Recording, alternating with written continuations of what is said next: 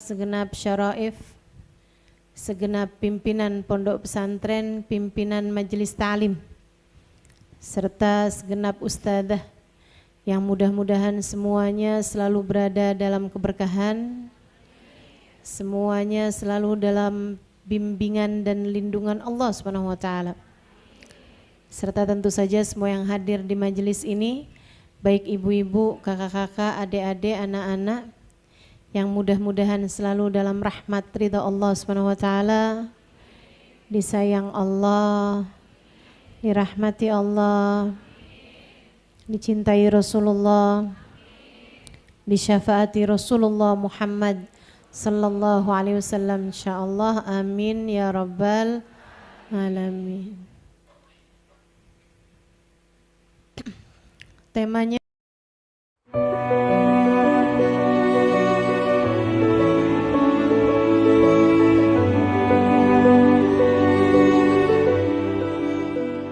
mencintai dalam diam.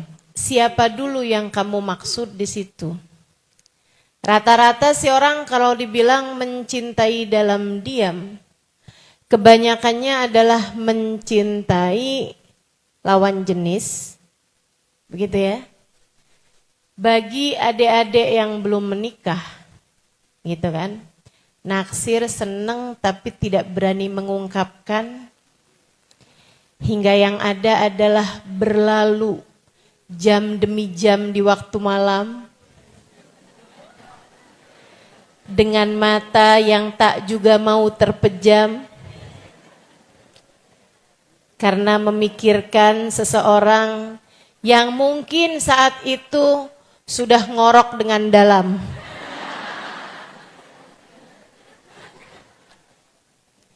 Masya Allah. Saudariku sekalian yang saya muliakan, bisa begitu mencintai dalam diam, atau juga mungkin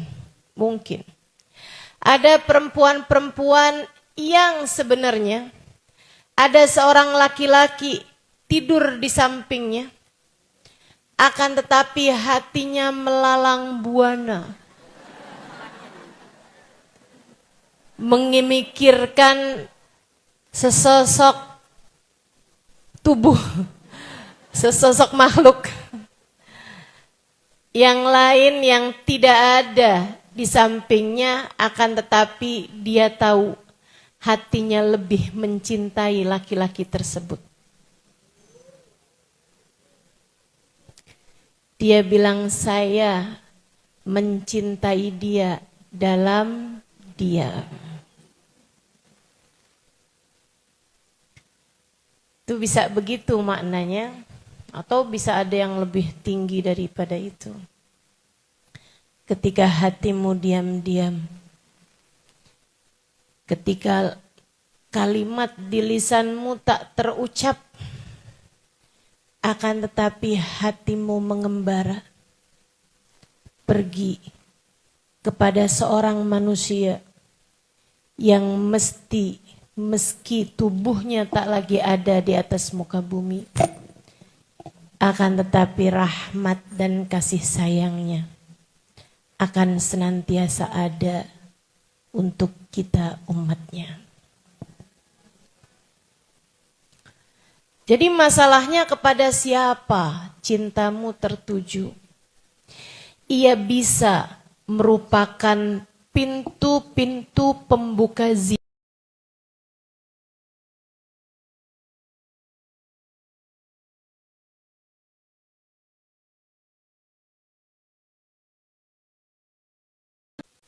yang tadi saya sebutkan, pertama saya sebutkan.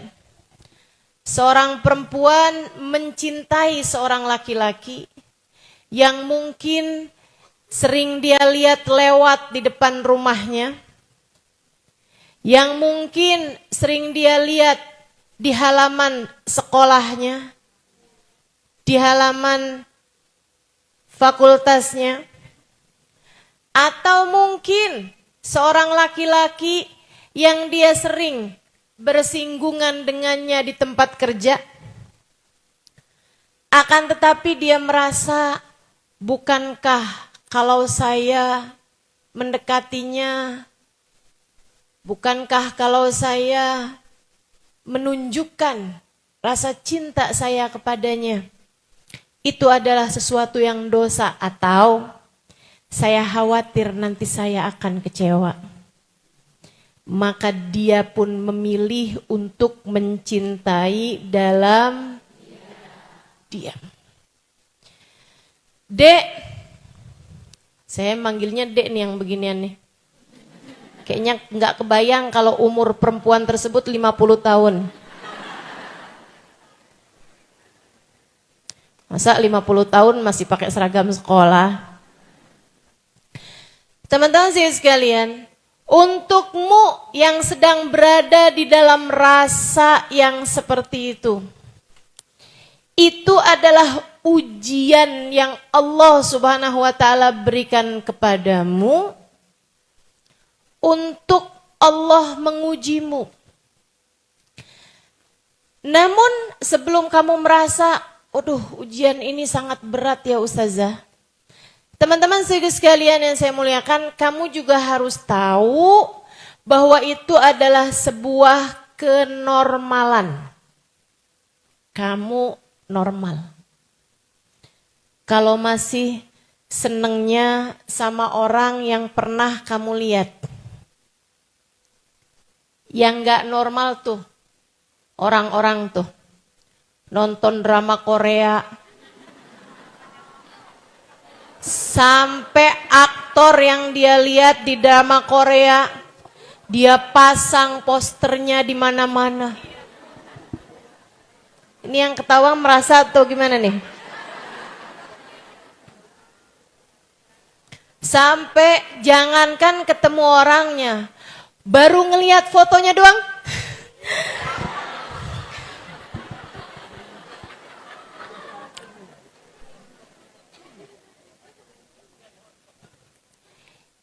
Ini yang menurut saya, atau saya rasa menurut orang-orang tua yang melihatmu tuh, kamu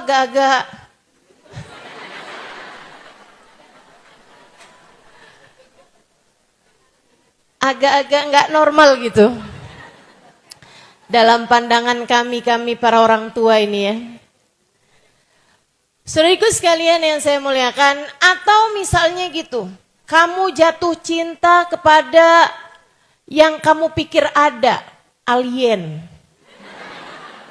Itu nggak normal teman-teman, nggak normal. Tapi selagi kamu merasa tertarik dengan lawan jenis, di usia-usiamu 17, 18, 19, di usiamu mungkin 20, 21 tahun, itu adalah sesuatu yang sangat normal.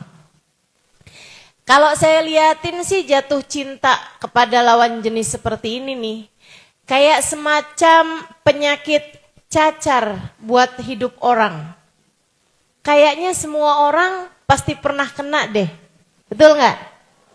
Cuman beda waktu aja. Ada yang kecil, ada yang dewasa, ada yang tua, kan begitu ya? Meskipun kalau urusan jatuh cinta, kayaknya rata-rata di usia-usia balik begitulah. Nggak normal juga kalau anak saya nih Ustazah jatuh cinta Ustazah sama laki-laki. Umurnya berapa? 4 tahun. Nggak normal kan? Ada usia-usia normal ya. 12, 14 gitu kan. 12 belum. 15, 17 gitu kan. Meskipun nih dengan adanya tayangan-tayangan di televisi, sinetron-sinetron, film-film, atau bahkan tayangan-tayangan di mana-mana, bikin anak-anak zaman sekarang urusan begituan gedenya cepet. Masa ada anak SD kelas umur 8-9 tahunan, dia tulisin surat ke temannya. Dia bilang, Umi, nanti pulang sekolah kita jalan bareng ya. Dijawab sama temennya, siap Abi.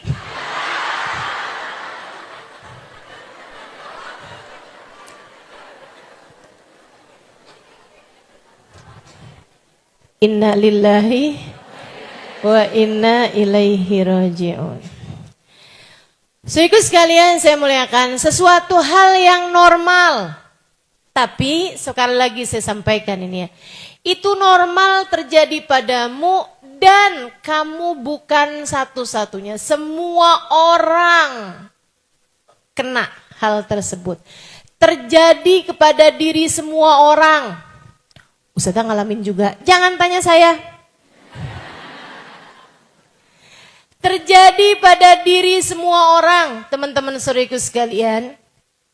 Tapi masalahnya bagaimana kamu mengolah perasaan tersebut sehingga tidak terjadi dosa.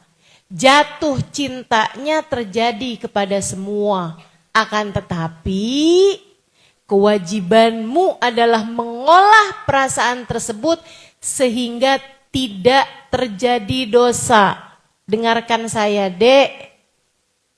Kewajibanmu mengolah rasa tersebut sehingga tidak terjadi dosa. Jangan salahkan cintanya. Kalau memang haram Ustazah, kenapa Allah meletakkan cinta sebesar ini di dalam hati saya? Pakai segala nyalahin Allah, jauhan, halo. Allah memberi rasa itu kepada diri semua orang. Tapi yang kemudian sampai terjelembab kepada jurang-jurang dosa, enggak semua orang. Hamba-hamba Allah yang bertakwa mampu melewatinya dengan perasaan penuh bangga. Karena mereka telah melewatinya dengan cara yang terbaik. Ada banyak hamba-hamba Allah pernah punya rasa yang seperti itu, tapi mereka mengolah. Nih ya, awal kali rasanya itu memang di luar kontrolmu, Dek. Mbak, Kak,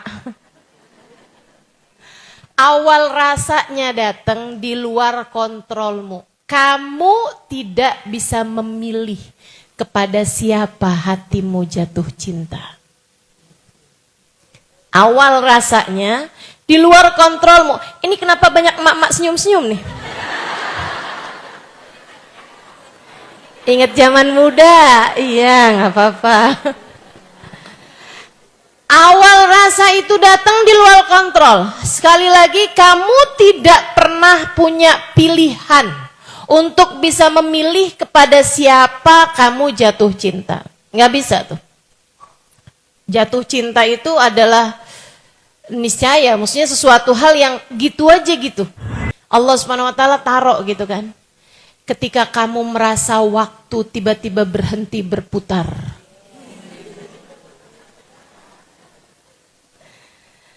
Ketika setiap kali melihat dia, kamu tidak bisa mengontrol bibirmu dari tersenyum. Orang tuh kalau lagi jatuh cinta kan gitu. Ntar dia lihat. Ya lihat lagi.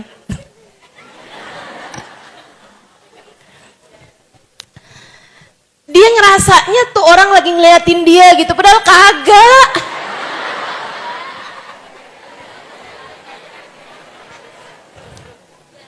Itu. Rasa awalnya itu Allah Subhanahu wa taala yang kasih, teman-teman. Yang kasih. Dan seperti yang saya bilang, itu semua orang dapat kayak begituan. Cuman abisnya itu kamu deketin dia, ngajak kenalan, minta nomor telepon, enggak semua orang melakukannya. Karenanya kewajibanmu terhadap rasa cinta yang datang dalam hidupmu adalah mengontrol rasa tersebut sehingga kamu tidak terjebak dalam dosa.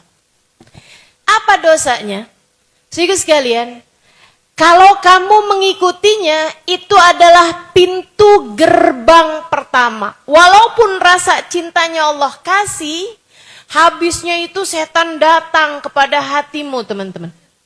Setan mengolah rasa tersebut, memintamu untuk mengikutinya. Memintamu untuk mengikuti cinta tersebut. Apabila cinta datang, maka sambutlah panggilannya, kata setan. Saudaraku sekalian saya muliakan, kata setan. Kata Allah kayak gimana? A'udzubillahi minasyaitonirrajim. Fala tattabi'u khutuwatis syaitan.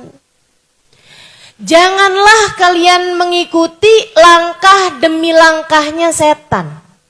Janganlah kalian mengikuti uluran-uluran tangannya setan.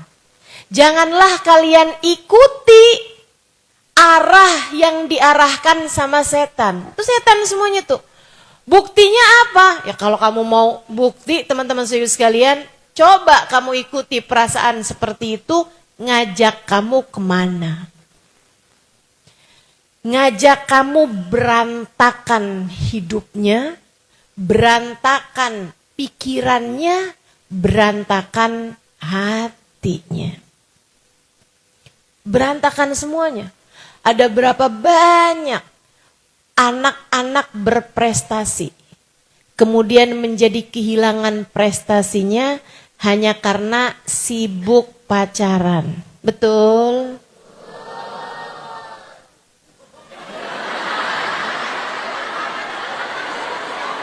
Kenceng bener deh.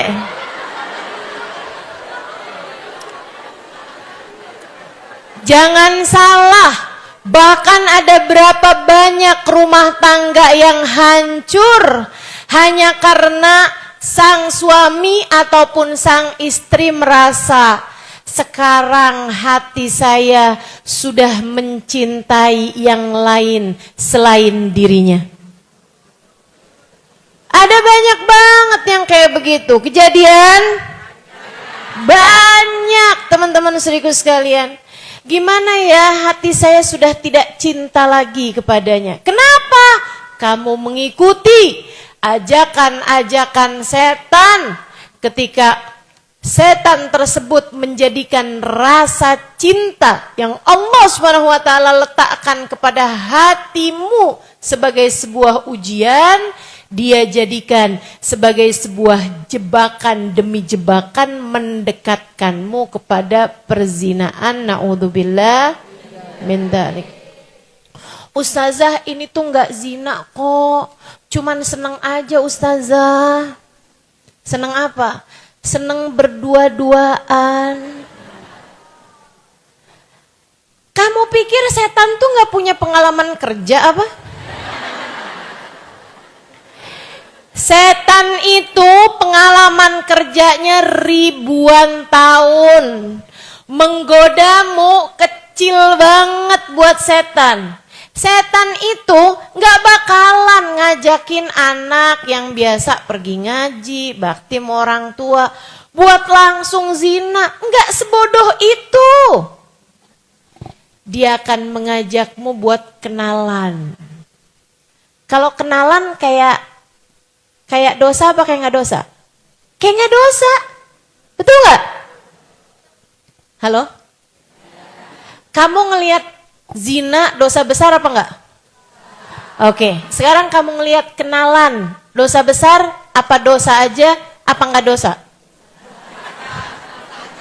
Ayo coba, kenalan doang, kenalan. Kamu anggap dosa apa nggak dosa?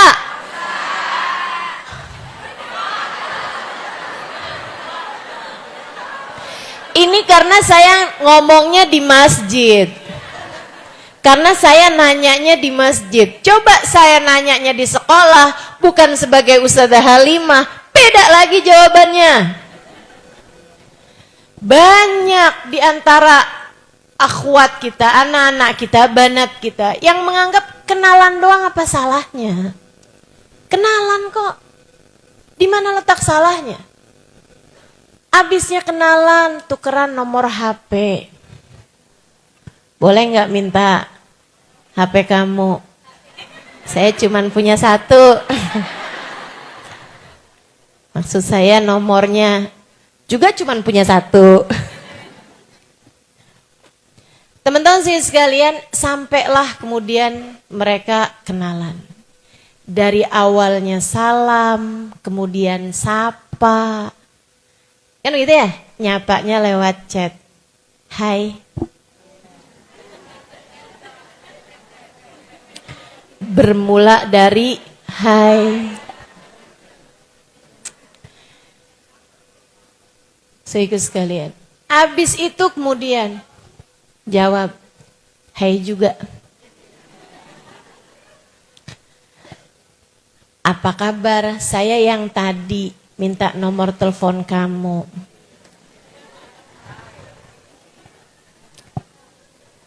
Barulah kemudian, kok asik ya? Kok dia menyenangkan ya diajak ngobrol? Kok dia seru banget ya? Jatuh cinta itu seperti bendungan. Teman-teman saya sekalian, ia bermula dari satu titik kecil hingga kemudian membesar dan runtuhlah seluruh bendungan. Awalnya kecil pasti. Jatuh cinta tuh kayak gitu. Dari semula dia bukan siapa-siapa bagimu, hingga kemudian kamu sesekali mengingatnya, hingga kemudian kalau diikutin dengan itu tadi, sapa, kemudian mulai bicara, mulai teleponan. Teman-teman sih sekalian, bermula dari kamu sesekali mengingatnya, hingga kemudian bahkan dalam sholat kamu tetap mengingat dia. Itu kalau udah kayak begitu durhaka. Kamu ngadep siapa, ingetnya sama siapa? Sholat ngadep siapa? Tapi kamu mengingat seseorang itu. Allahu Akbar. Ih, senyumnya manis banget tuh. Bismillahirrahmanirrahim. Alhamdulillahirrabbilalamin. Dia lagi ngapain ya? Saudara sekalian, berantakan tuh mulai tuh. Dari yang asalnya kamu hanya mengingat dia sesekali, sehingga menjadi setiap kali kamu mengingat dia. Saudaraku sekalian saya muliakan, sampai akhirnya dia tidak bisa pergi dari pikiranmu. Waktunya kebanyakan ngeliatin HP mulu. Nanyain, kamu lagi apa sih? Nggak dijawab, semenit, 2 menit, 3 menit, 4 menit. Udah dijawab 5 menit, lama amat sih. Saya sampai khawatir.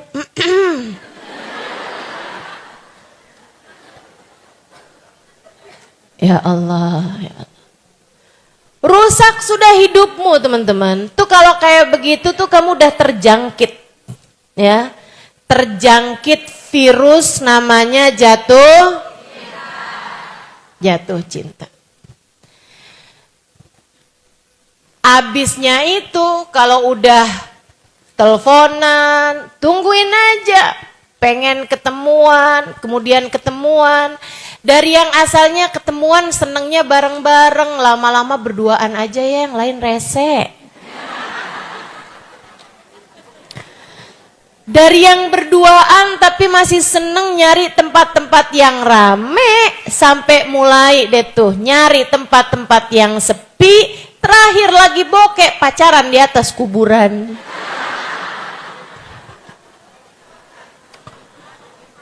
Ya Allah, ya Allah. Beberapa waktu yang lalu saya lewat hutan. Hutan dari daerah Baturaden, Jawa Tengah. Karena saya habis mengisi di daerah Banyumas. Saya menginap di area Baturaden, besok paginya saya menuju ke Moga, besok siangnya. Ya. Saya menuju ke area Moga, Pemalang, Jawa Tengah. lewatnya teman-teman, hutan yang jalannya untuk satu mobil dan banyak jalannya yang rusak. Kita serem setengah mati lewat hutan tersebut, ada banyak pohon-pohon. Saya ikutan petunjuk Google Map. Google Map itu kan cuma ngasih tahu jalan, nggak nyeritain keadaan jalan.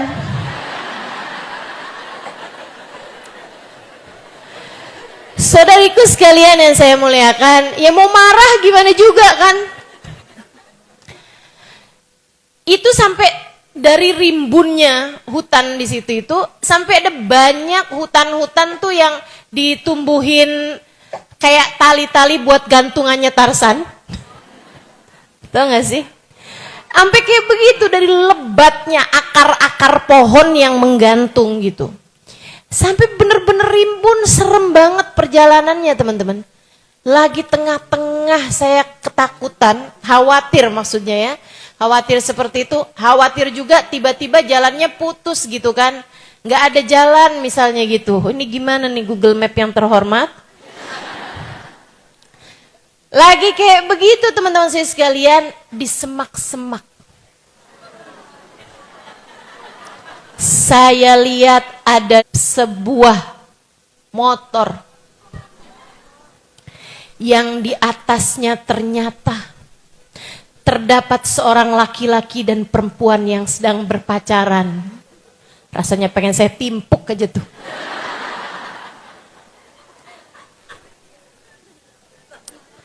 Pengen kita buka gitu kan. Pulang woi.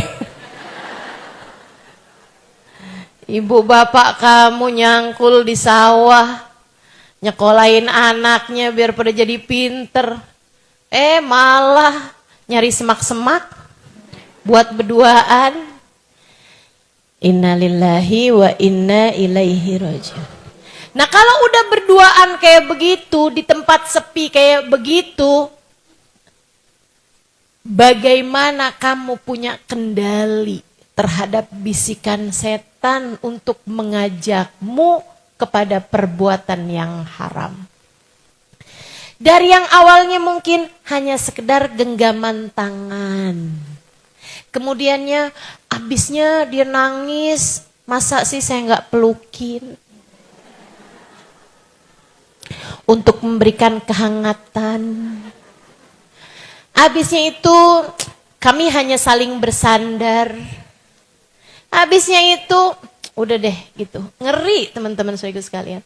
Setan punya urusan. Setan punya urusan. Naudzubillah. Dan kalau kamu sudah ada dalam belenggu setan, ini ya, nggak usah heran kalau ada orang pacaran nih, yang si laki-laki atau si perempuan suka nyiksa kepada pasangannya dan mereka balik lagi. Pernah ketemu orang kayak begitu? Kok bisa banyak gitu tuh, merasa apa gimana? Toksik, hubungan yang toksik teman-teman, hubungan yang racun. Udah tahu racun, nih udah tahu nih racun nih. Ya jangan diminum. Orang siapa yang udah tahu racun tapi tetap diminum? Orang PA. Orang PA. Hati-hati teman-teman sekalian, adik-adik sekalian hati-hati. Fala tattabi'u khutuwatis. Terus caranya gimana? Untuk menghindari itu, ucapkan tidak dari sejak awal. Itulah ustazah, mengapa saya memutuskan untuk mencintai dalam diam. Saya takut ustazah, kalau saya tunjukin, kalau saya ekspresikan, akhirnya nantinya tuh jadi kalang kabut hati saya, nanti hati saya juga kecewa, nanti saya juga pacaran, ini itu, saya juga takut dosa. Jadi, ya udah, saya mencintai dia dalam diam. Terus apa yang kamu lakukan? Saya mendekapnya dalam doa. Kusebut namanya dalam sepertiga malam. Kala tangan-tangan malaikat kepak-kepak sayap mereka siap mengaminkan doa-doa saya.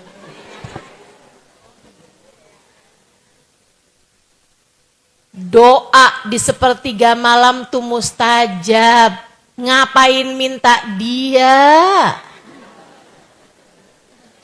Kalau kamu tahu sesuatu yang sangat berharga dan kemudian kamu ditanyakan apa yang kamu mau, ngapain minta barang remeh, barang temeh atau sesuatu hal yang kamu tidak tahu pasti bagus atau tidaknya. Jadi sekalian, nih kamu nih ya, misalnya gitu, dapat hadiah dari orang yang sangat kaya raya misalnya. Dia bisa memberikan kepadamu bahkan uang 100 juta, misal. Terus dia bilang, kamu akan saya kasih hadiah, kamu minta apa? Ada gak diantaramu yang bilang, wafer di kaleng kongguan? Ada yang mau minta kayak gitu? Enggak. Kamu pasti akan meminta sesuatu hal yang menurutmu sangat berharga gitu. iPhone yang terbaru, misal, ya kan ya, cincin berlian, misal, atau apalah gitu, yang menurut kamu sesuatu yang berharga. Demikian pula dengan doa sepertiga malam yang terakhir, dan kamu minta si fulan, dan kamu minta cinta dari seorang manusia, dan kamu berharap seseorang yang itu dia, kamu mencintainya dalam diam. Apa doamu? Saya mau tahu, apa doamu? Ya Allah, jodohkanlah saya dengannya. Sebab saya mencintainya ya Allah. Kalau ternyata dia bukan jodoh saya, carikanlah orang yang seperti dia ya Allah. Matanya, hidungnya, kepribadiannya, indah senyumnya. Ya Allah, daripada repot-repot mending dia aja ya Allah.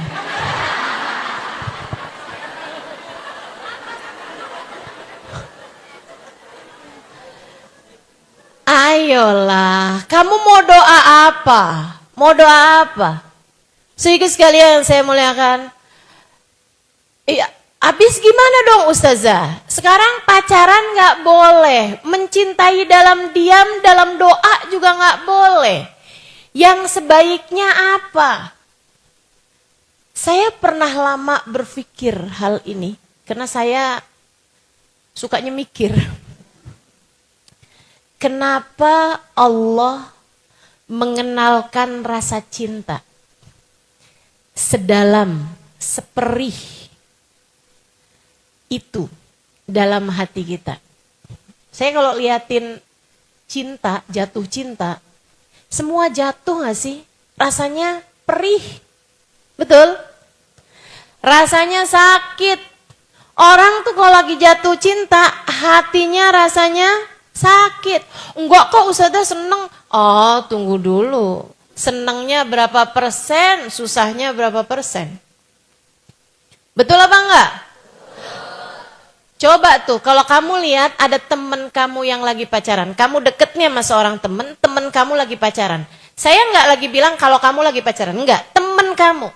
Sebab orang tuh nggak bisa menilai diri sendiri, tapi kalau nilai orang lain kita bisa. Betul? Kamu lihat temen kamu lagi punya pacar, lagi pacaran.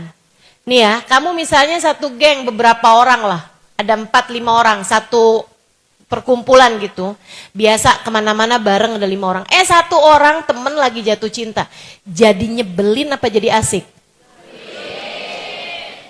Jadi nyebelin, ribet banget hidupnya, betul? Abis itu dikit-dikit ngeluh mulu, wah kesel nih sama pacar gua. Betul?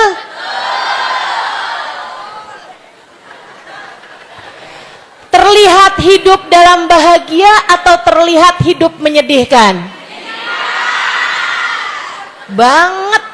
Apalagi kalau udah dia cemburu, apalagi kalau udah dia nangis-nangis. Apalagi kalau udah dia banting pintu, nangis di balik pintu.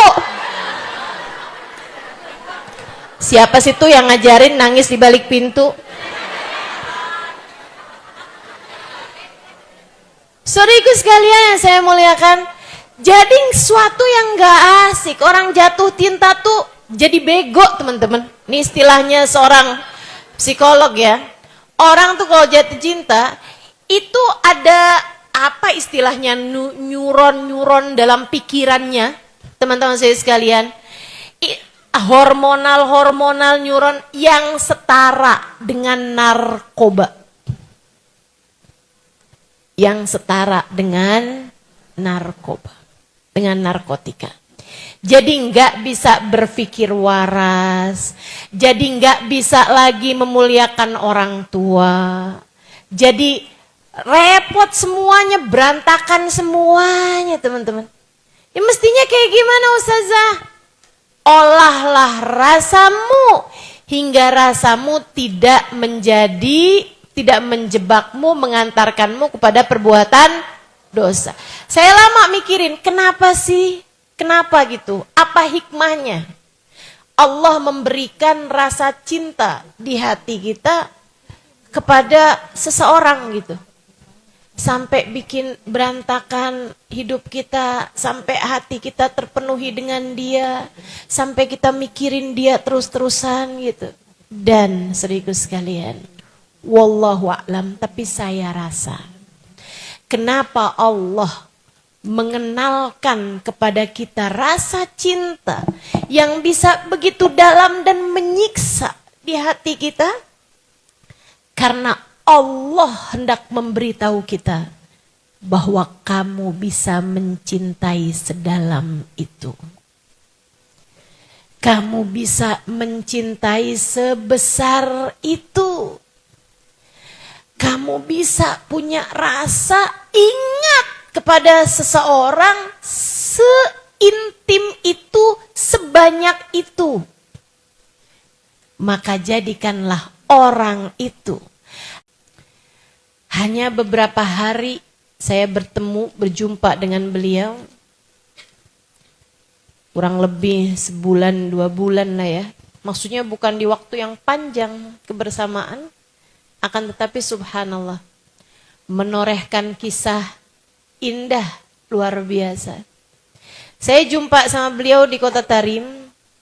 Kemudian setahun berikutnya saya diundang oleh beliau untuk mengisi Tarim Hadramaut Yaman ya. Saya jumpa di sana. Kemudian tahun itu juga saya pulang kembali ke Indonesia untuk mulai mengajar dan berdakwah. Dan kemudian tahun itu, setahun kemudian dari perjumpaan saya, beliau mengundang saya untuk mengisi daurah. Mengisi semacam pesantren kilat selama kurang lebih 2 minggu di madras, di majelis taklim yang beliau buka di kota Salalah, Oman. Saya pun mengajar dalam bahasa Arab mengenai berbagai macam hal. 1 hari saya mengajar tentang sholat khusyuk. Saya cerita tentang sholatnya orang-orang yang khusyuk-khusyuk. Yang sholat rumahnya kebakaran gak terasa. Yang sholat dioperasi badannya gak terasa. Gak perlu bius. Cukup dengan sholat. Dari khusyuknya sholat mereka. Saya ceritakan kisah-kisah indah tentang kehusyuan sholat. Mic saya direbut sama Hubaba Bahiyah. La ya Halim muskida. Gak gitu Halimah, gak gitu. Saya bilang gak gitu gimana Hubaba? Ini ada jamaah di depan saya. Tapi ya itulah enaknya jadi guru ngajar di depan gurunya.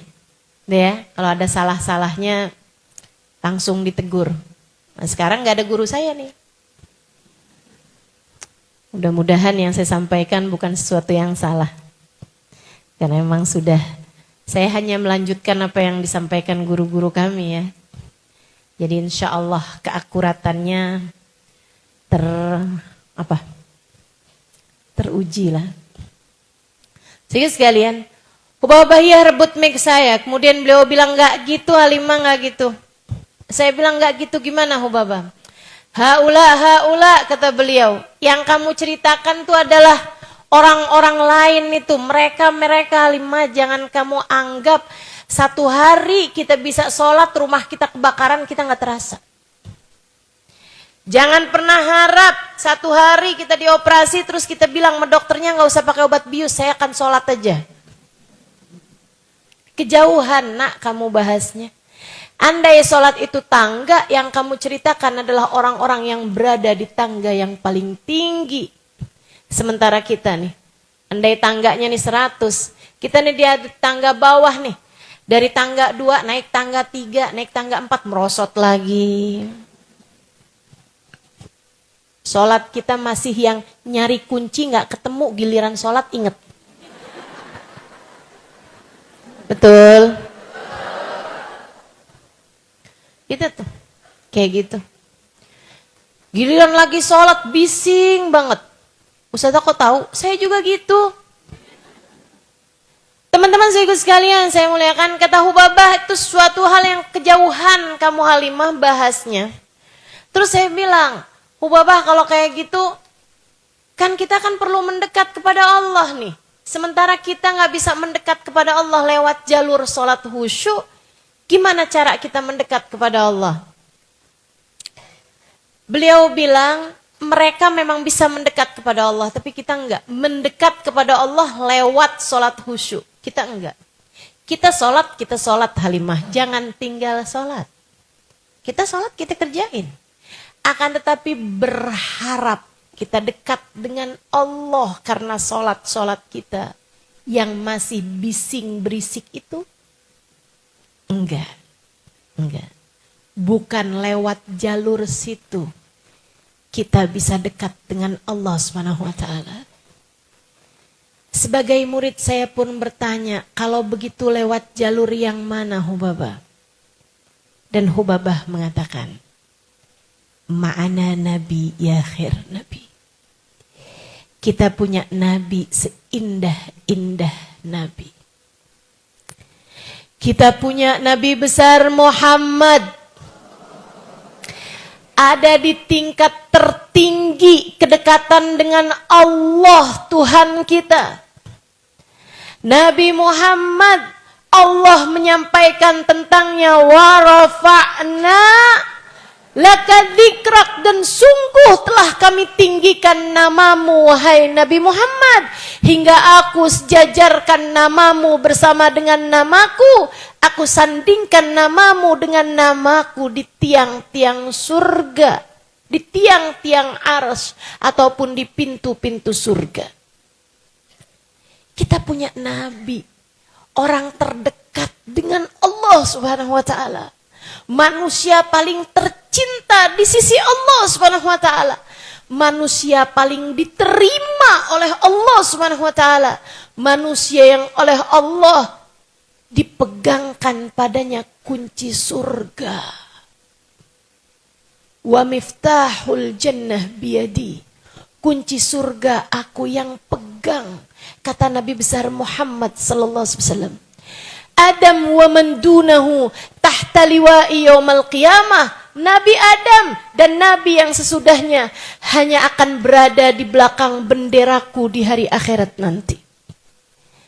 Kata Hubabah Bahiyah, Nabi Muhammad halimah kita punya ada di tingkat tertinggi kedekatan seorang manusia kepada Allah Tuhannya.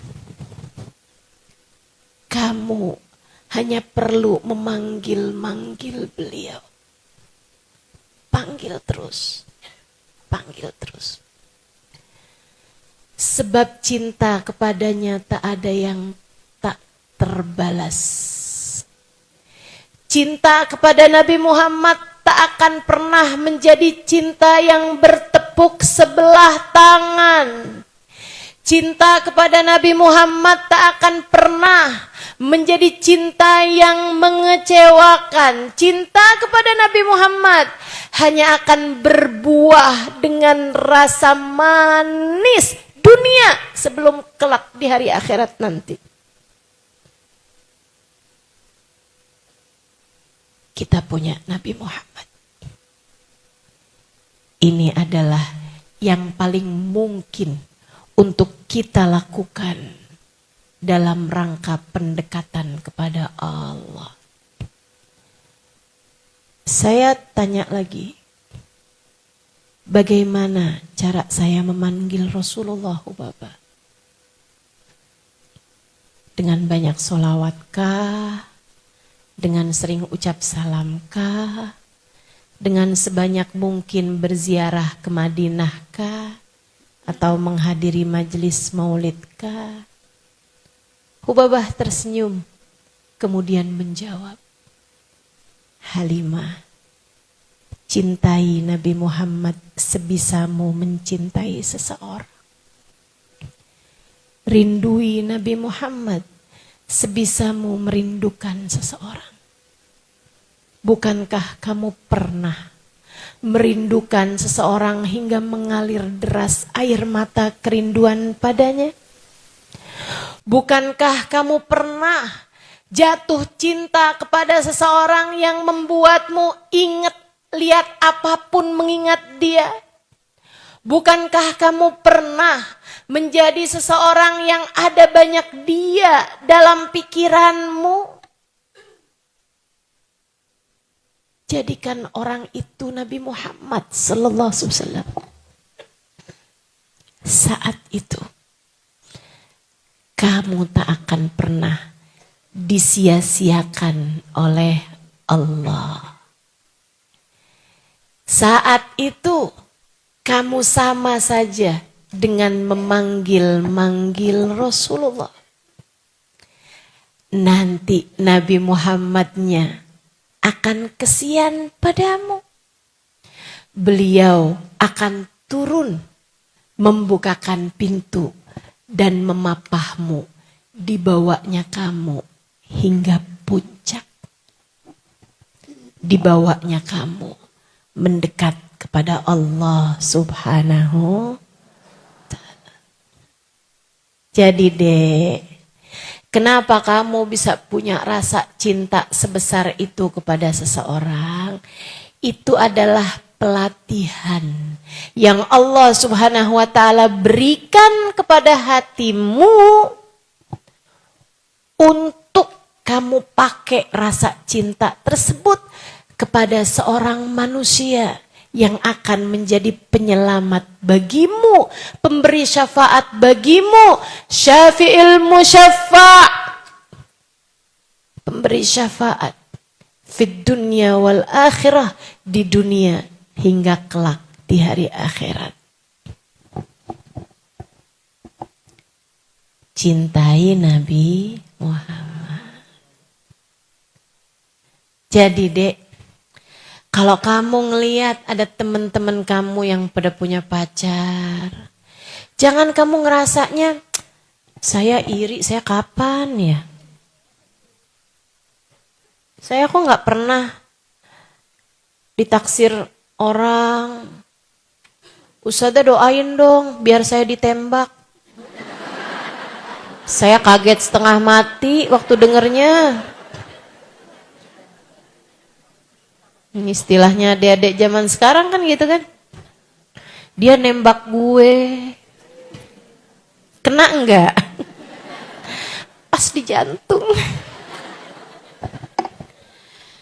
Saudaraku sekalian saya muliakan, ketika kamu melihat kawan-kawanmu pacaran gitu, adik-adikku sayang, anak-anakku sayang, cobalah untuk seperti yang kamu tadi sampaikan. Bangun di sepertiga malam terakhir, saat-saat intim antaramu dengan Allah SWT. Salatlah beberapa rakaat. Kemudian beristighfarlah sesudah sholatmu. Kemudian bersolawatlah kepada Nabi besar Muhammad. Kemudian ucapkanlah sesudah kamu bersolawat beberapa solawat. Sampaikanlah, ya Rasulullah, saya umatmu.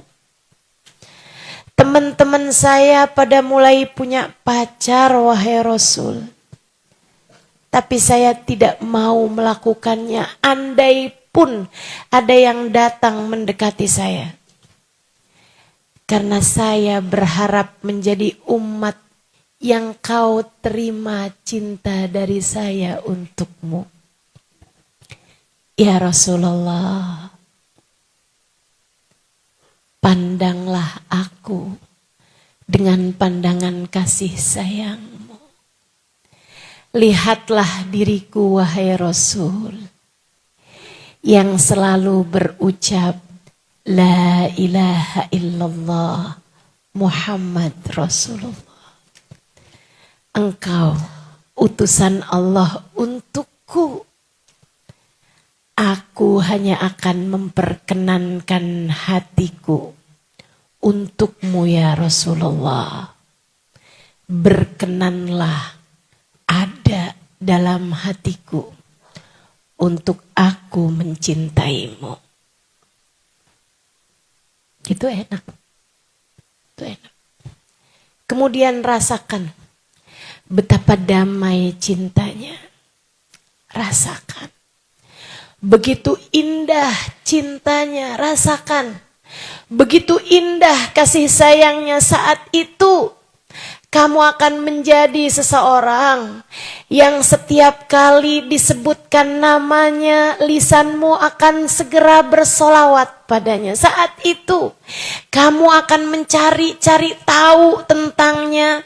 Kamu akan hadir di majelis-majelis yang mengingatkanmu kepadanya. Saat itu, kamu akan menjadi seseorang yang air matamu berlelehan ketika kamu berucap, Ya Nabi salam alaika, Ya Rasul salam alaika, Ya Habib salam alaika, salawatullah alaika. Saudaraku sekalian saya muliakan, saat itu Allah akan menghadirkanmu untuknya dan Allah akan menghadirkannya untukmu. Hidupmu akan jauh lebih bahagia. Tak akan lagi kamu segitunya mengejar-ngejar cinta manusia. Sebab cinta manusia terindah telah berhasil kamu rasakan. Makanya teman-teman, kalau kamu bisa sedalam itu cinta sama orang, kamu merasa nih sekarang nih, saya kok bisa dalam banget ya Ustazah cinta sama orang. Itu pasti karena kamu belum dalam cintanya kepada Nabi Muhammad. Atau bahkan belum cinta kepada Nabi Muhammad. Orang kalau udah kenal cinta sama Nabi Muhammad, sama yang lain biasa-biasa aja. Ustazah maksudnya dia gak bisa cinta sama suaminya. Urusan lain nih. Dia cinta sama suaminya, tapi cintanya biasa-biasa aja.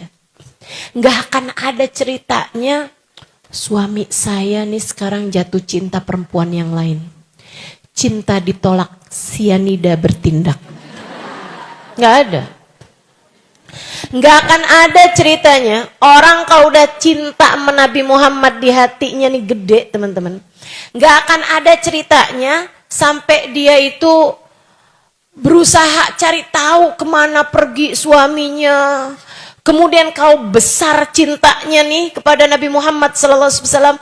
Gak akan ada ceritanya juga gitu. Dia sakit hati kepada perempuan.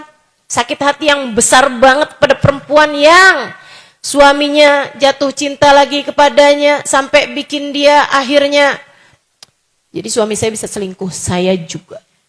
Gak akan ada ceritanya kayak begitu. Perempuan yang punya cinta besar kepada baginda Nabi besar Muhammad sallallahu alaihi wasallam, enggak akan ada ceritanya. Ini hidung kurang mancung, biar suami saya tambah seneng dah sama saya operasi plastik. Enggak akan ada, menghalalkan segala cara demi untuk suami, enggak ada. Kenapa gitu? Sebab saya baca dalam Al-Quran. A'udzu billahi minasyaitonir rajim. Wal mu'minuna asyaddu hubban lillah. Orang mukmin gak akan pernah besar cintanya kepada apapun dan siapapun, sebab orang mukmin cintanya yang terbesar kepada Allah. Orang mukmin cintanya kepada Allah, cintanya kepada Rasulullah penuh seluruh ruang hatinya, hingga dia tidak akan pernah mencintai siapapun dan apapun lebih daripada cintanya kepada Allah dan Rasulnya. Ada, biasa-biasa aja. Gede cintanya, tapi bukan kepada manusia selain Nabi besar Muhammad sallallahu alaihi wasallam. Jadi kalau kamu ngerasa cinta kamu gede sama siapapun, coba liatin. Hati kamu belum gede cintanya kepada Allah, belum gede cintanya kepada Rasulullah. Gedein cinta kamu sama Allah dan Rasulnya. Tenang hati kamu. Tenang jiwa kamu, teman-teman. Insya Allah. Jadi mencintai dalam diam gimana Ustazah? Bagus jika kamu mencintai yang seharusnya dicinta. Nabi Muhammad dan Tuhannya Nabi Muhammad. Allah subhanahu. Tapi mencintai manusia-manusia yang punya kekurangan sepertimu juga. Mencintai orang-orang yang kamu ketemu di sekolahmu, di tempat kerjamu. Enggak, teman-teman. Enggak banget. Mencintai jelas-jelasan membawamu kepada perzinaan, mendekatkanmu kepada keharaman, mendekatkanmu kepada zina, dan membuatmu mengerjakan semua yang haram-haram. Mencintai dalam diam membuat hatimu semakin tersiksa. Membuat hatimu semakin perih. Ngapain? Itu tuh penyakit, saudariku sekalian. Mencintai orang diem-diem gitu kan. Seperti yang tadi saya sampaikan. Hanya akan berujung kepada kecewa demi kecewa, kecewa demi kecewa. Sebab bahkan kamu minta, kamu berjodoh padanya, kamu gak tahu. Adakah dia seperti yang kamu harapkan? Orang itu kan, maaf nih kan, kebanyakan dari kita nih kan pakai topeng. Kan begitu ya? Hakikat asli orang tersebut nggak bisa kamu lihat dengan hanya kamu memandang wajahnya. Dengan hanya kamu bicara berapa kali sama dia. Nggak bisa. Kamu nggak tahu segala sesuatu tentangnya.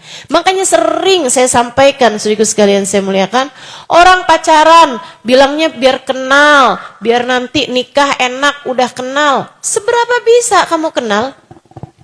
Banyak orang-orang pacaran 5 tahun, nikahnya 5 bulan. Banyak saudaraku sekalian. Diawali dengan aku tak sanggup hidup tanpamu, diakhiri dengan aku tak sanggup hidup denganmu. Diawali dengan tak ada perempuan lebih cantik darimu, diakhiri dengan semua perempuan cantik selain kamu. Sering saya sebut bahwa ini adalah cinta monyet. Cintanya habis tinggal monyetnya. Udahlah, tersiksa, nggak ada enak-enaknya. Jadikan itu untuk Allah SWT dan Rasulnya. Sekarang terakhir nih, saya mau sampein beberapa poin penting tentang untukmu yang sedang terjebak dalam rasa cinta yang haram.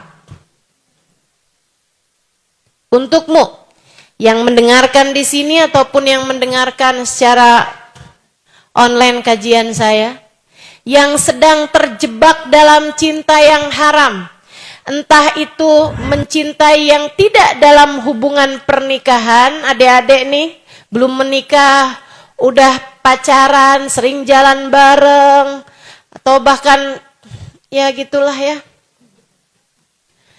Saudaraku sekalian saya muliakan, mengerjakan hal-hal yang diharamkan Allah sampai kepada keharaman-keharaman yang besar misalnya gitu.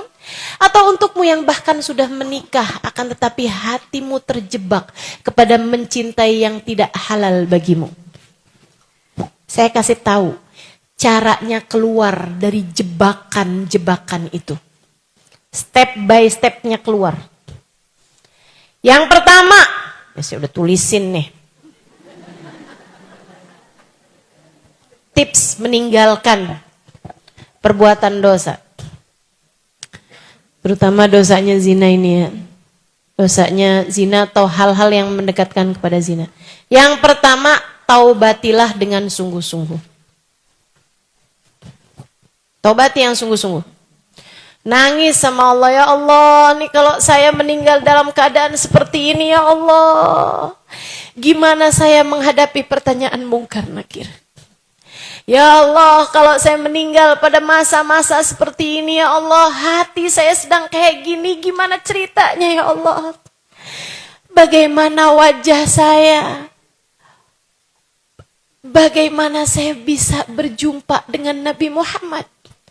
Dek, guru saya Al-Habib Umar bin Hafid mengatakan, At-Tahir, la yanzur ilaihi lat-tahir. Nabi Muhammad itu suci. Enggak ada yang bisa lihat Nabi Muhammad mata yang enggak suci.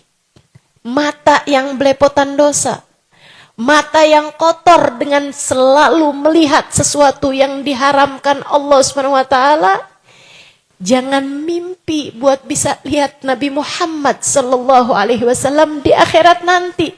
Apalagi sejak di dunia ini. Bukankah kamu sedang belajar untuk mencintai Nabi Muhammad?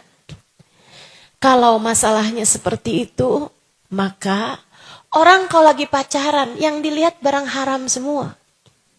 Ketemu, mengagumi pacarnya, memandang wajah pacarnya, terus bilang, saya liatin langit gelap banget. Ternyata semua bintangnya pindah di matamu.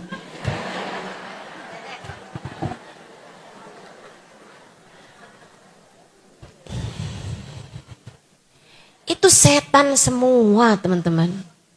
As-sahmul masmum min iblisil marjum. Katanya Nabi Muhammad, nazar, memandang kepada yang enggak halal, itu adalah anak panah beracun yang dibidikkan oleh iblis kepada hati seseorang.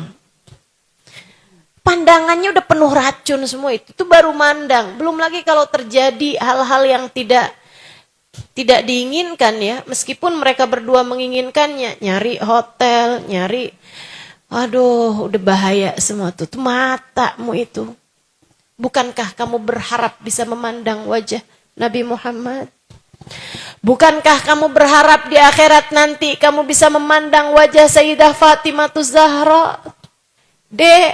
Sayyidah Fatimah tuh pernah bilang, al-khair lin nisa an la tara rajulan wa la yaraha rajul. Sebaik-baik hal yang dilakukan perempuan adalah tidak melihat laki-laki dan tidak dilihat laki-laki yang bukan mahramnya. Itu sebabnya saya pakai cadar dan hanya membuka ketika semuanya perempuan. Saya lagi belajar. Kepengen jadi perempuan yang wajah saya tidak dilihat laki-laki. Dan saya belajar untuk tidak melihat laki-laki yang bukan mahram saya. Teman-teman saya sekalian, sudah berhasil? Belum. Namanya juga orang belajar. Ya kan begitu? Makanya saya minta semua yang hadir di majelis-majelis saya, jangan foto saya. Kenapa gitu? Takut tar fotonya hilang, kan ada yang lihat. Kan begitu? Udah aman-aman jangan foto saya. Ustazah saya foto buat saya aja kok, diem-diem aja. Ya kan kamu gak tahu gitu, nanti kemana foto itu, ya kan? Udah, lagian mata bisa lupa siapa yang dia lihat. Tapi hati tak pernah lupa siapa yang dia cinta. Kita biar terhubung dengan hati aja. Begitu kan ya? Saudaraku sekalian saya muliakan. Taubati dosa-dosamu itu. Ustazah saya nih sekarang masih lagi pacaran nih. Saya taubat Ustazah. taubat. Taubat. Kenapa gitu? Karena teman-teman saya sekalian, walaupun kayaknya nih saya kalau ketemu sama dia lagi nih, saya kayaknya bakalan balik lagi dah. Saya bakalan cinta lagi, saya bakalan ini lagi. Saudaraku sekalian saya muliakan, kamu tahu itu haram, taubatin dulu aja. Kamu gak pernah tahu, mungkin abis kamu taubat kamu mati. Betul apa enggak? Mungkin habis taubat kamu mati, sehingga kamu mati dalam keadaan sudah bertaubat. Mungkin sesudah kamu taubat dan kamu putus sama dia gitu, dianya kemudian meninggal dunia, kamu menyelamatkan dia juga. Kamu menyelamatkan dia juga. Maka saudaraku sekalian saya muliakan, taubatilah. Taubati dulu aja. Ya Allah, maafin mata saya ya Allah, yang suka lihat yang haram-haram, maafin telinga saya ya Allah, yang dengerin dia ngomong sampai jam 4 pagi. Saya udah ngantuk nih, tutup dong, kamu aja. Sampai subuh. Saudaraku sekalian yang saya muliakan, ya Allah maafkan lisan saya ya Allah. Maafkan tangan saya ya Allah, maafkan kaki saya ya Allah. Maafkan semua anggota tubuh saya ya Allah, maafkan hati saya ya Allah. Taubat teman-teman, minta ampun sama Allah Subhanahu wa taala. Minta maaf sama Allah Subhanahu wa taala atas segala dosa yang telah kamu lakukan. Itu yang nomor 1. Jangan biarkan setan mengelabuhimu dengan bilang, "Alah, taubat, ntar besok juga kerjain lagi." Taubat apaan? Abis ini dia ngechat juga kamu bawa lagi. Abis itu dia bilang, jangan putus dong sayang. Kamu juga gak tega lagi. Jangan biarkan setan mengelabuhimu dengan hal itu. Kamu taubat. Habis itu kamu minta sama Allah, ya Allah, beri aku kekuatan. Ya Allah, jauhkan aku dari dosa. Hanya Engkau yang dapat melakukannya. Kalau kamu mintanya dengan sungguh-sungguh sangat mungkin untuk Allah Subhanahu wa taala ijabah. Yang kedua, percaya bahwa kamu bisa menjauhi dosa tersebut. Jadi pede hatinya. Jadi pede. Apalagi kalau kamu udah mulai ngerti cinta sama Nabi Muhammad, kamu bisa bilang, ya Rasulullah, ya Rasulullah, temenin ya Rasulullah, syafaatin ya Rasulullah, biar saya bisa kuat ninggalinnya ya Rasulullah, biar saya mampu ninggalinnya ya Rasulullah. Gitu. Sholawatan banyak-banyak. Sholawatan banyak-banyak. Kemudian kamu percaya Allah akan bikin kamu jadi hambanya yang salehah. Nabi Muhammad berkenan menerima kamu sebagai umatnya. Sebab setan tuh, apalagi maaf. Buat adik-adik yang mungkin dosanya udah kegedean, dalam artian pacarannya kebablasan, sampai kepada perzinaan, setan suka kayak gini. Kamu adalah perempuan hina, gak ada yang mau sama kamu kecuali dia. Udah terlanjur kayak begini, ya udah aja gak apa-apa diterusin. Apalagi kalau sampai hamil. Itu deket banget Made sama hal-hal yang seperti itu. Ya Allah serem banget. Temen saya ngajar SMP. Itu setiap tahunnya ada anak-anak yang gak bisa ikutan ujian karena hamil. SMP loh. SMP. Jangan biarkan setan menyampaikan kepadamu, berhasil mengelabuhi hatimu dengan menyampaikan bahwa kamu adalah perempuan yang hina. Kamu adalah perempuan yang gak pantas masuk surga. Kamu adalah perempuan yang gak mungkin diridhoi Allah Ta'ala. Jangan biarkan setan berhasil memperdengarkanmu hal itu. Bilang sama setan kalau dia ngomong kayak begitu. Tapi saya punya Allah yang kasih sayangnya lebih luas daripada semesta. Saya punya Allah yang ampunannya lebih besar daripada apapun. Saya hina, tapi saya punya Allah. saya akan mendekat kepadanya, dia akan memuliakan saya meski seperti apapun keadaan saya. Saya punya Nabi Muhammad, seorang nabi yang begitu cinta kepada umatnya, dan saya adalah umatnya. Gitu. Kamu harus bangun kepercayaan penuh dalam hatimu, kamu yakin bahwa kamu bisa meninggalkan dosa tersebut. Sebab Allah tuh seringkali memberi sesuai dengan persangkaan kita. Kalau kita nyangka begitu, insya Allah dikasih sama Allah SWT kemampuan meninggalkan dosa. Kemudian yang ketiganya, menghindari kesempatannya. Ya, kalau kamu seringnya terhubung sama dia pakai apa? Pakai HP, ganti nomor HP-nya, buang kontaknya. Benar ya? Bukan buang HP-nya kan? Buang kontaknya gitu. Hindari kesempatan-kesempatannya gitu kan.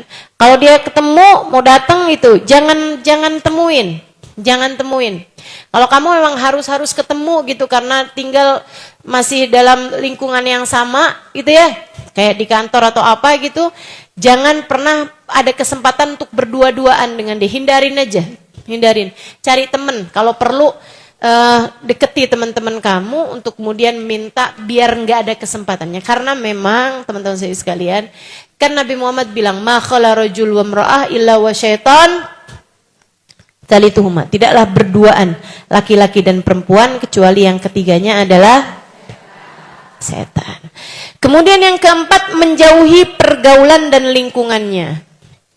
Jauhin teman-teman yang bikin kamu nantinya pacaran lagi. Nah, tuh cari teman-teman yang lain, teman-teman saudara sekalian. Nih, cari teman-teman majelis, cari teman-teman di komunitas-komunitas kan banyak tuh. Iya kan? Ini kan pada follow Instagram saya tuh. Ah, tuh cari tuh teman-teman lain yang misalnya demen pergi ngajinya dari mana, gitu. Bangun hubungan sama orang-orang lain yang tidak membuatmu terjerumus kepada hal-hal yang seperti itu. Kemudian yang kelima, ini salah satu dari tips penting dari saya, berlatih memiliki kontrol terhadap hawa nafsu untuk urusan-urusan yang kecil. Karena nafsu kamu tuh satu itu juga. Kalau kamu terbiasa untuk apa yang kamu pengenin nggak kamu kasih, itu nanti nafsunya akan mengecil, teman-teman sekalian. Nafsunya akan mampu dikendalikan. Misalnya, kamu hobi banget makan bakso. Dalam masa-masa kamu menghindari dosa ini, setiap kali kamu kepengen makan bakso, jangan kasih. Jangan kasih. Misalnya, kamu seneng banget minum air es. Apalagi lagi panas-panas kayak gini. Tapi sekarang nih kamu lagi menghindari satu perbuatan dosa itu. Tiap kali kamu pengen minum air es, jangan kasih air es. Air biasa aja gitu, nggak usah dingin gitu kan. Itu tuh akan melatih kamu untuk memiliki kontrol terhadap hawa nafsu kamu. Kamu bisa handle hawa nafsu kamu tersebut gitu. Bisa kamu kendalikan gitu ya. Kemudian makanya kan orang kalau mau maksudnya senang terhadap perzinaan tapi tidak dalam lingkungan yang belum nikah gitu maksudnya, itu kan sama Nabi disuruh puasa. Kan gitu kan? Karena memang puasa menghindari apa yang kita inginkan itu merupakan cara paling kuat untuk bisa menjadikan hawa nafsu kita lebih terlatih. Kemudian yang keenam, bangun kebiasaan yang baik. Ya, bangun kebiasaan yang baik. Misalnya bangun sebelum subuh untuk tahajud beberapa rakaat. Misalnya habis subuh baca beberapa zikir, gitu ya. Misalnya pagi-pagi baca surat Yasin, gitu kan? Bangun kebiasaan-kebiasaan baik. Misalnya sebelum tidur sama bangun tidur baca sholawat kepada Nabi Muhammad 10 kali gitu. Enggak harus sesuatu yang sifatnya ibadah secara langsung. Bisa juga misalnya kayak setiap pagi kamu latih untuk tersenyum gitu kan. Latihan senyum nih gitu. Latihan untuk bilang kepada diri sendiri, saya hamba Allah, saya umat Rasulullah. Gitu teman-teman saya sekalian. Bangun kebiasaan-kebiasaan yang baik. Bahkan sekedar untuk tiap bangun tidur bersihin tempat tidur misalnya gitu ya. Bangun kebiasaan-kebiasaan yang baik. Itu akan membuat kamu punya kontrol lebih terhadap diri kamu sehingga mudah untuk meninggalkan perbuatan dosa. Yang ketujuh, tiap habis ngerjain dosa langsung istighfarin. Biar nggak jadi dosa yang numpuk-numpuk. Dan yang kedelapan, berdoalah terus, beristikharahlah pada Allah Subhanahu wa taala, minta bimbingan kepada Allah Subhanahu wa taala untuk jalan hidupmu. Saudara sekalian, ada doa yang mau saya ajarkan kepada teman-teman dan ini sering pernah beberapa kali saya ajarkan, tapi mungkin ada teman-teman yang belum tahu. Baca begini setiap pagi nih, ya hayy ya qayyum birahmatika astaghith wa min adzabika astajir aslih li sya'ni kullah wa la takilni ila nafsi tarfata ain. Baca 19 kali di waktu pagi. Sebelum kamu keluar rumah, sebelum kamu pergi sekolah, sebelum kamu pergi ke kantor, sebelum kamu beraktivitas apapun, kamu baca doa ini 19 kali. Kenapa 19 kali Ustazah? Ini doa diajarkan Nabi Muhammad kepada Sayyidah Fatimah Zahra untuk mampu mengendalikan hawa nafsu kita, teman-teman. Itu doa kuat banget buat menghindari kamu terhadap dosa apapun yang selama ini kamu sedang terjebak di dalamnya. Ini sebenarnya bukan hanya dosa ini aja ya. Dosa apa aja? Buat ibu-ibu yang sedang terjebak hutang riba. Buat ibu-ibu yang demenannya utang. Demen kok utang. Jadi sekalian, buat ibu-ibu nih yang bawaannya kayak kepengen marah mulu sama suami. Omel mulu gitu sama suami. Ada gak yang begitu? Abis itu nyesel gitu kan. Kalau suami udah jalan, ya Allah nyesel. Gimana kalau dia gak pulang? Nah tuh. Cobain deh Bu. Tiap pagi baca 19 kali doa ini. Ya hayyu ya qayyum birahmatika astaghith wa min adzabika astajir aslih li sya'ni kullah wa la takilni ila nafsi tarfata ain. Artinya, ya hayy ya qayyum, wahai engkau ya Allah, zat yang maha hidup lagi maha kuat. Birahmatika astaghith, rahmatmu aku harapkan. Wa min adzabika astajir, azabmu aku berlindung darinya. Azabmu jauhkanlah dariku ya Allah. Aslih li sya'nikullah, ya Allah benerin saya dong ya Rabb. Semuanya. Beneri keadaan saya, beneri badan saya, beneri mata saya, telinga saya, benahi ya Allah. Aslih li sya'nikullah wala takilni ila nafsi. Jangan biarkan diriku dikuasai hawa nafsuku tarfata ain meskipun hanya sekejap mata. Baca itu berapa kali? Kapan? Pagi hari. Insya Allah. Apal? Iya. Yang belum nanti saya taruh aja deh di Instastory saya ya. Instastory itu di mana Ustaz? Di Instagram. Ntar ada yang nanya, Instagram belinya di mana? Iya. Baik, bismillahirrahmanirrahim. Mudah-mudahan Allah Subhanahu wa taala mudahkan kita untuk bisa menjadikan rasa cinta yang Allah taruh dalam hati kita diberikan sesuai dengan yang semestinya. Bawa keselamatan bagi kita dunia akhirat insyaallah. Ala hadhihi niyyah wa bikulli niyatin salihah jami'ah syamilah ila hadratin Nabi Muhammad sallallahu alaihi wa alihi wasallam. Al-Fatihah.